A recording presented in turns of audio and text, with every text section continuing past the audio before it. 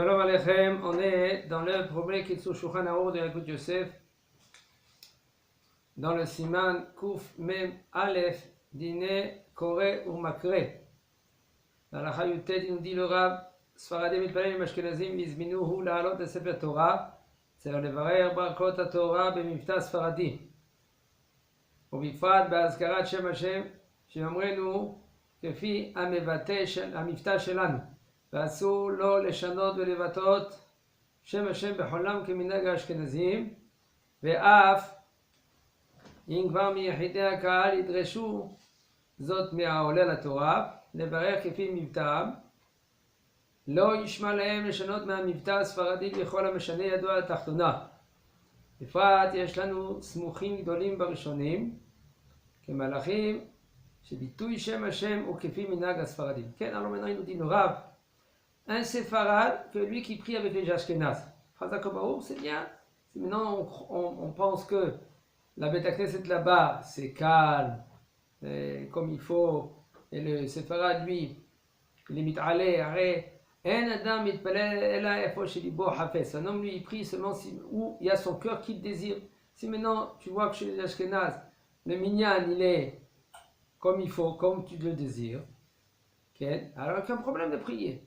Il faut savoir, mais quand même, ça il faut faire très attention. Un séfarade il est obligé de prier avec le siddur séfarade parce que ça change dans les mondes en haut.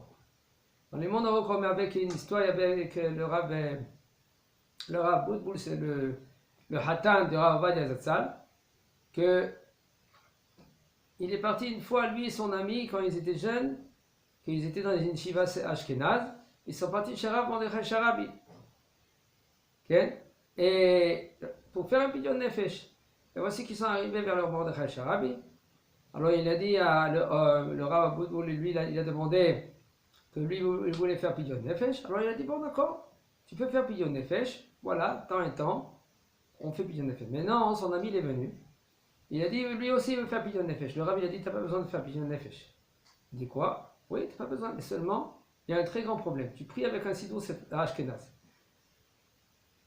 Et alors, il dit, lui il croyait le Bachou que lui c'est un ashkénaze, parce que lui, quand ses parents ils ont fait tchouva, lui il croyait tout le temps qu'il était ashkénaze. Alors ses parents ils l'ont mis dans une yeshiva ashkénaze, ça fait très très très longtemps. Alors il priait comme les ashkénazes. Le Rav il a dit, écoute, moi maintenant, quand je monte en haut dans les sphères célestes, quand je prends ta tefila, je la monte en haut, il y a un très grand problème. Maintenant, je me bats en haut pour faire passer maintenant ta tefila. Toi, tu es séfarade, tu n'es pas ashkénaze. Un, le Bachou, lui, il ne savait pas. Deux, Ken, et maintenant il a compris du Rav qu'il faut prier d'un siddur séfarade parce qu'il faut savoir, nous, on a pris les Oraot à Harizal.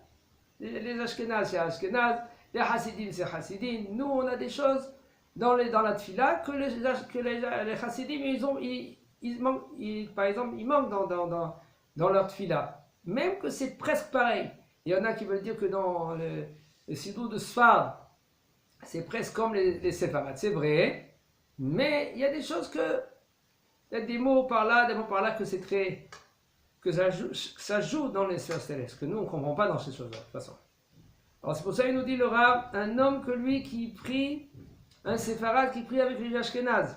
Ve'izminuhu la'alot le Sefer Torah. Et ils ont dit maintenant, Bachavod monte au Sefer Torah.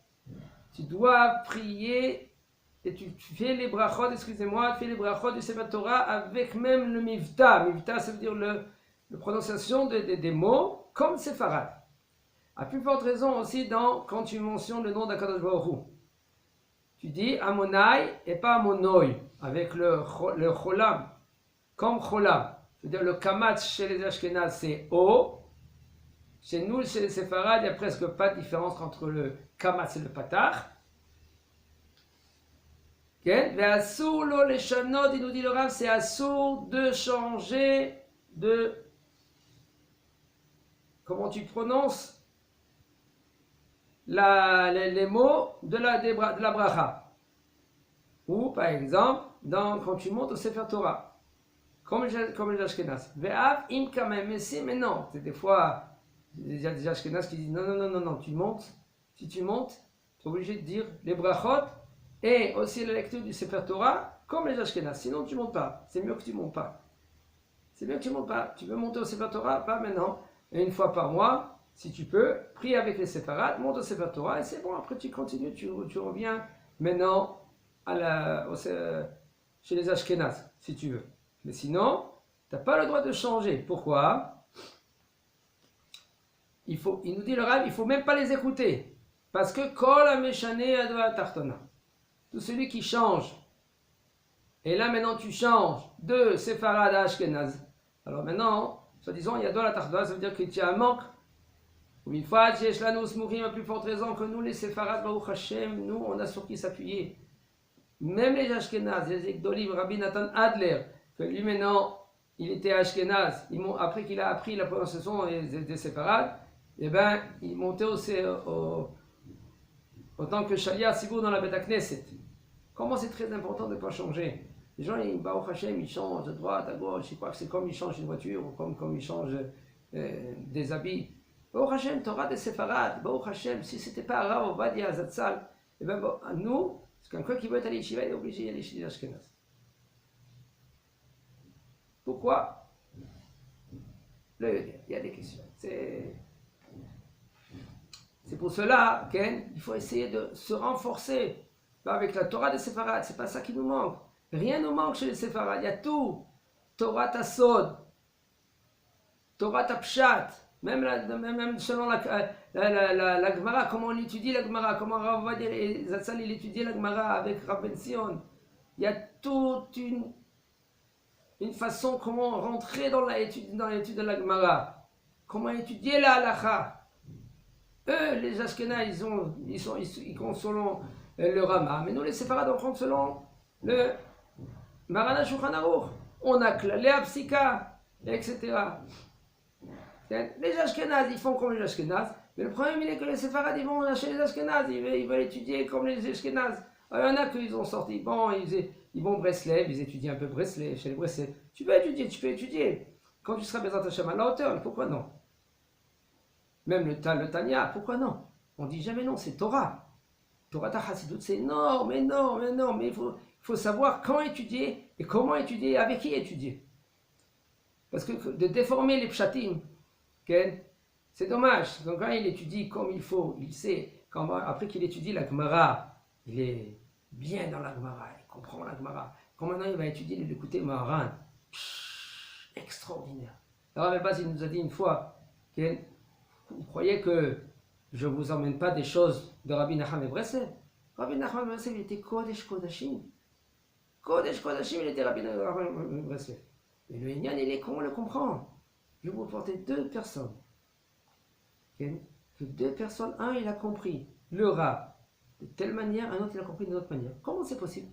Parce que la tête, c'est comme un passoire. Tu fais passer les choses. Si maintenant tu as un passoire qui est épais, les choses qui sont pas bonnes, ils passent aussi. Si tu as un passoire qui est très très très fin, les choses qui sont pas bonnes, ils passent pas. Alors il y en a des gens qui vont comprendre qu'est-ce qu'il dit l'écouter au Maharan comme il faut. Il y en a qui vont comprendre tendu. Pourquoi? Parce que la passoire chez eux, il est un peu troué. Alors comment on peut savoir? Pour l'instant, on étudie Pshat, Gemara, on étudie le Pshat Halacha, comment être un bon juif. Après, Bezat Hashem, on étudie après, quand on est bien costaud, on comprend l'écouter Maharan, c'est quelque chose d'extraordinaire. Le Tanya, quelque chose d'extraordinaire. Extraordinaire. Mais il faut savoir, qu'est-ce qu'il a voulu transmettre le Rav? Le Rav, il a voulu transmettre quelque chose. Okay?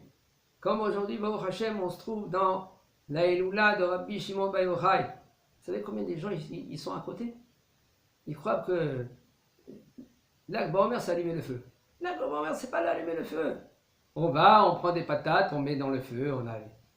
Qu'est-ce que c'est le feu? Qu'est-ce qu'il a voulu Rabbi Shimon Bar Yochai? Pourquoi il a dit Rabbi Shimon Bar Yochai, faites une simcha pour moi? Rabbi Shimon Bar Yochai, il a dit faites une simcha pour moi. Qu'est-ce qu'il a voulu transmettre Rabbi Shimon Bar Yochai? Pourquoi on allume le feu?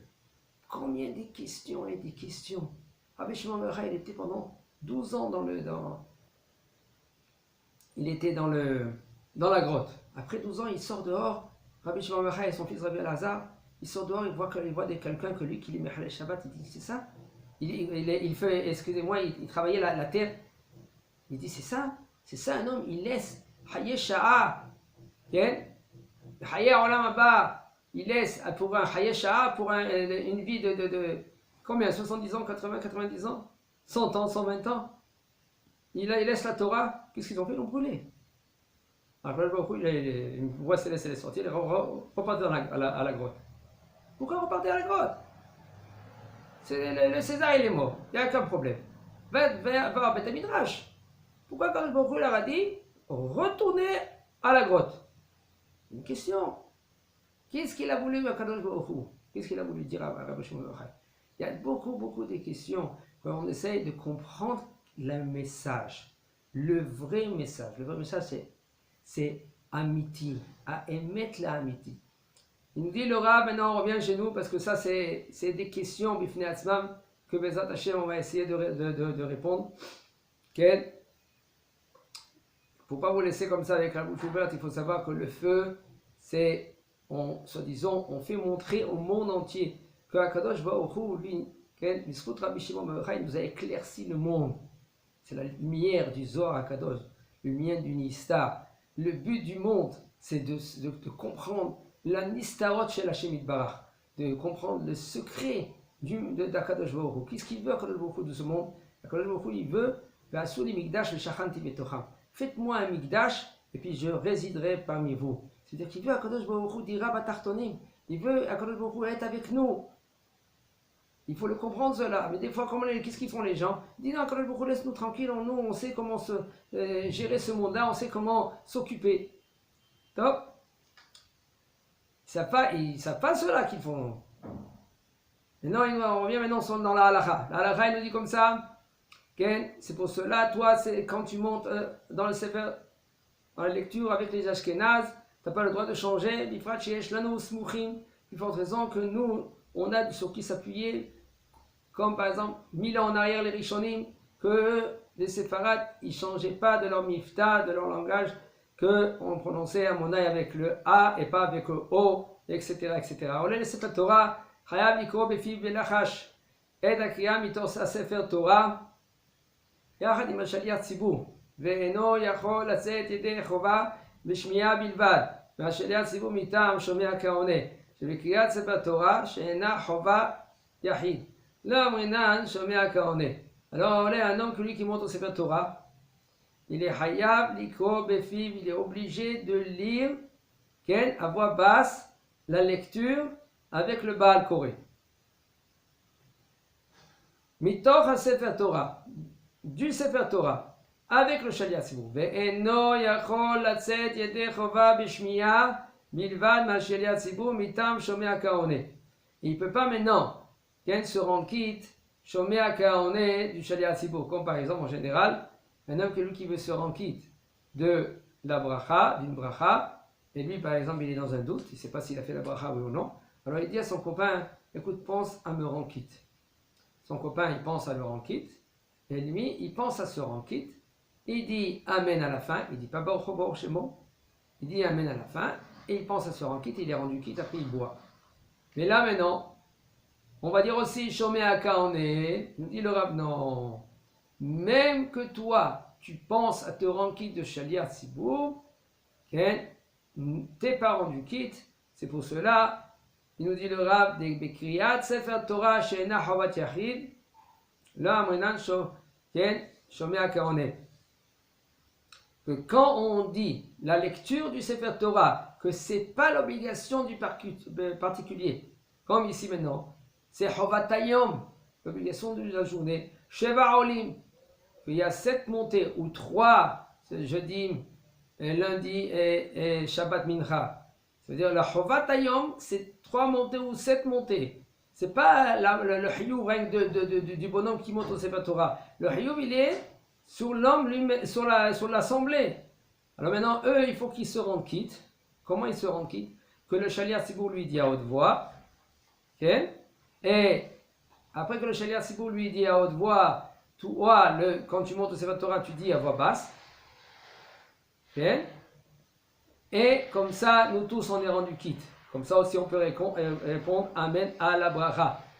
Ve'im enokore belachachimakriya.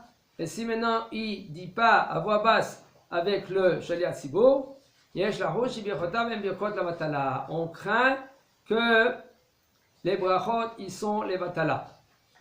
ולפיכך על השליח ציבור הקורא בתורה להעיר לתשומת לב העולים לתורה ויאמר להם לפני שיברכו שיקראו במו בלחש את הקריאה. C'est pour cela le shaliach ציבור, lui maintenant qu'est-ce qu'il dit? Il faut que il dit à celui qui monte au Sefer Torah, il lui dit n'oublie pas, il faut que tu dis à voix basse. ויאמר להם לפני שיברכו ויקראו במו בלחש הקריאה אם שמעו לו מוטב, ואם לאו אין צריך לעזוב על הקריאה. Il nous dit le Rav, et si maintenant tu as écouté, si maintenant ils ont écouté le shaliach tzibur, le shaliach tzibur lui il leur dit, alors il n'y a aucun problème. Mais si maintenant ils n'ont pas écouté, bediavad, peut-être ça, on est rendu quitte. Peut-être, c'est pour cela il faut faire très attention. Comment tu peux répondre Amen? Si tu sais Vaddaï, que quelqu'un lui il dit pas la beracha, comment tu es rendu quitte? Il nous dit le Rav, tu n'as pas le droit de dire Amen aussi.